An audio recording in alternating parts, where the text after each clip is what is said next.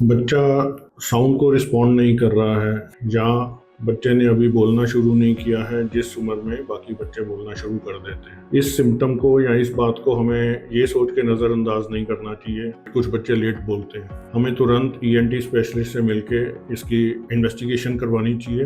अगर हियरिंग में प्रॉब्लम निकलती है तो उसका जल्द से जल्द हमें निवारण करना चाहिए, क्योंकि अगर बच्चा सुनेगा नहीं तो बोलेगा भी नहीं। इसको जल्दी इसलिए करना अनिवार्य है क्योंकि ये आगे जाके बच्चे के लैंग्वेज और स्पीच डेवलपमेंट में सहायक होगा। जितना देर करेंगे उतना ही प्रॉपर लैंग्वेज डेवलपमेंट होने के चांसेस कम होते जाते। तो इसलिए अगर थोड़ा सा भी डाउट हो किसी चीज़ का कि बच्चा नहीं सुन रहा है तो तुरंत ईएनटी डॉक्टर से मिलें और इसकी इन्वेस्टिगेशन करें।